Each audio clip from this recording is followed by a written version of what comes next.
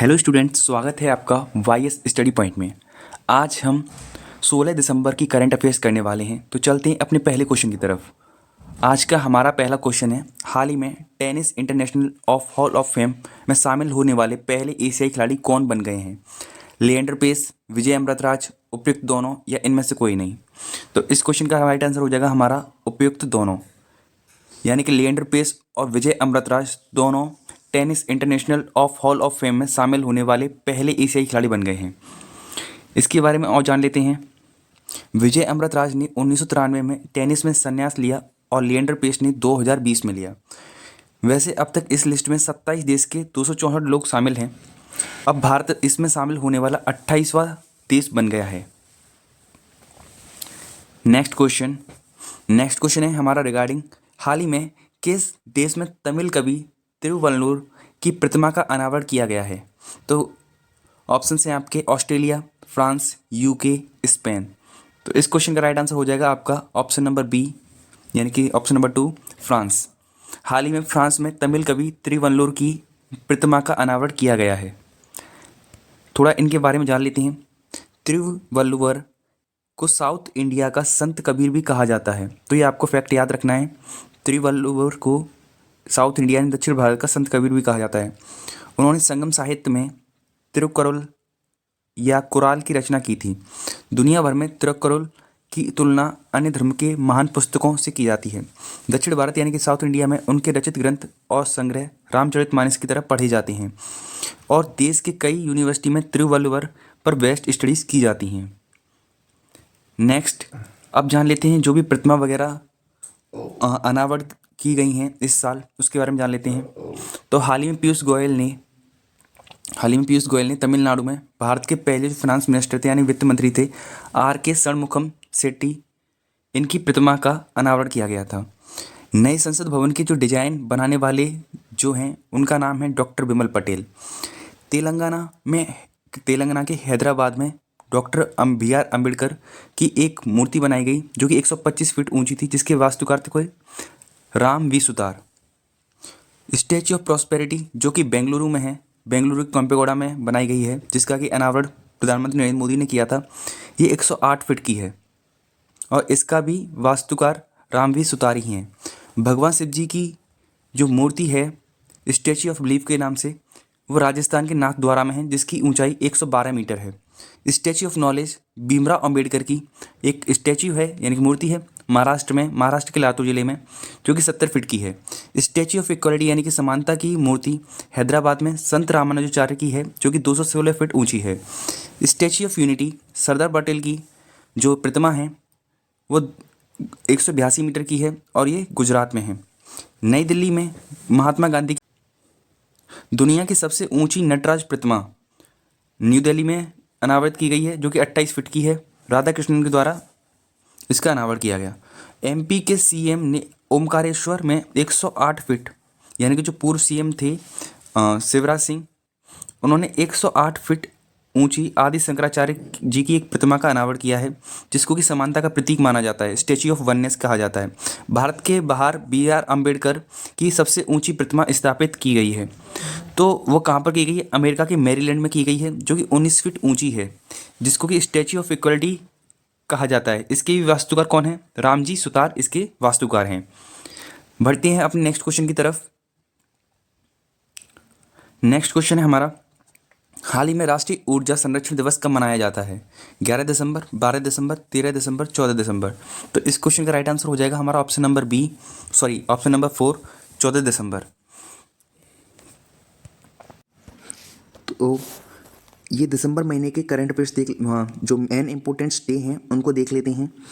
तो 1 दिसंबर को मनाया गया वर्ल्ड एड्स डे।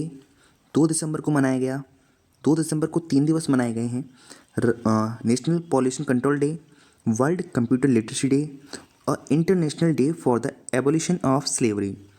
3 दिसंबर को मनाया गया international day of disabled persons. 4 दिसंबर को मनाया गया इंडियन नेवी डे। 5 दिसंबर को मनाया गया वर्ल्ड सॉइल डे और इंटरनेशनल वॉलंटियर्स डे। 7 दिसंबर को मनाया गया इंटरनेशनल सिविल एविएशन डे और सशस्त्र सेना झंडा दिवस। 9 दिसंबर को मनाया गया इंटरनेशनल एंटी करप्शन डे। 10 दिसंबर को मनाया गया इंटरनेशनल ह्यूमन राइट्स डे। 11 दिसंबर को मनाया गया इंटरनेशनल माउंटेन डेज। एंड 12 दिसंबर को मनाया गया international universal health coverage day. इसके साथ साथ अंतर्राष्ट्रीय तटस्थता दिवस भी मनाया गया। चलते हैं नेक्स्ट क्वेश्चन की तरफ। हाल ही में विश्व का सर्वश्रेष्ठ ट्रैक एथलीट का खिताब किसने जीता? ऑप्शन है नूह लाइल्स, फैथ किपिएगन, उपयुक्त दोनों, या इनमें से कोई नहीं। तो इस क्वेश्चन का राइट आंसर हो जाएगा आपका ऑप्शन नंबर 3, उपयुक्त दोनों। यानी कि नूह लाइल्स और फैथ किपिएगन दोनों को सर्वश्रेष्ठ ट्रैक एथलीट का खिताब मिला है। नेक्स्ट क्वेश्चन, विश्व के पहले चौथी पीढ़ी के शीतल गैस परमाणु संयंत्र सदा ओवन संयंत्र का अनावरण किस देश ने किया है? ईरान, जापान, रूस, चीन। तो इस क्वेश्चन का राइट आंसर हो जाएगा आपका चीन। तो चीन में 4th जनरेशन के शीतल गैस परमाणु संयंत्र यानी कि कूल्ड गैस न्यूक्लियर रिएक्टर सदा ओवन न्यूक्लियर रिएक्टर का अनावरण किया गया है। तो परमाणु ऊर्जा से संबंधित यानी परमाणु रिएक्टर से संबंधित सारे फैक्ट्स को जान लेते हैं जो कि 2023 में हुए हैं। उत्तर भारत का पहला न्यूक्लियर पावर रिएक्टर कहाँ बना है? न्यूक्लियर पावर प्लांट कहाँ बना है? तो ये हरियाणा के फतेहाबाद जिले के गोरखपुर गांव में बना है। भारत का पहला स्वदेशी परमाणु रिएक्टर का संचालन कहाँ से शुरू हुआ था? तो ये गुजरात में शुरू हुआ था। पाकिस्तान के परमाणु बम जनक का निधन हो गया, उनका क्या नाम था? तो उनका नाम डॉक्टर अब्दुल कादिर खां था। भारत का पहला परमाणु पनडुब्बी कौन सा है? तो ये INS अरिहंत है। भारत का पहला परमाणु मिसाइल ट्रैकिंग जहाज कौन सा था? INS ध्रुव। NPP यानी कि न्यूक्लियर पावर प्लांट शुरू करने वाला पहला अरब देश कौन सा है? तो ये UAE है, जिसने ये पहला अरब देश बन गया है जिसने न्यूक्लियर पावर प्लांट शुरू किया है। दुनिया की सबसे शक्तिशाली परमाणु सक्षम इंटरकॉन्टिनेंटल बैलिस्टिक मिसाइल का परीक्षण किसने किया है? तो ये रसिया ने किया है। और जो मिसाइल है इंटरकॉन्टिनेंटल बैलिस्टिक मिसाइल, इसका नाम है RS-28 सम्राट। परमाणु परीक्षण के खिलाफ अंतर्राष्ट्रीय दिवस 29 अगस्त को और अंतर्राष्ट्रीय परमाणु हथियार उन्मूलन दिवस 26 सितंबर को मनाया गया। भारत में अपना पहला परमाणु परीक्षण कब किया था? तो ये 1974 में किया था, जिसका कि कोडिंग नेम क्या था? स्माइलिंग बुद्धा।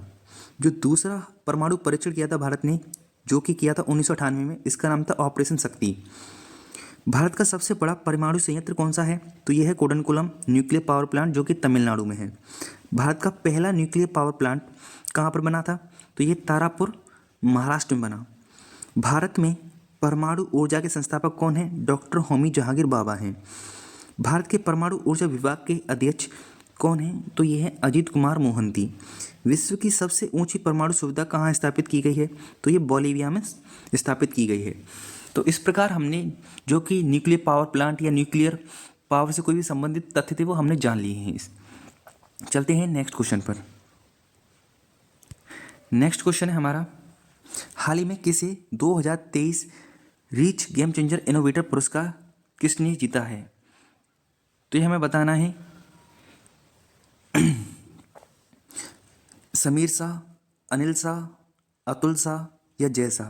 तो इस क्वेश्चन का राइट आंसर हो जाएगा ऑप्शन नंबर 3, अतुल शाह ने ये अवार्ड जीता है, रीच गेम चेंजर इनोवेटर पुरस्कार।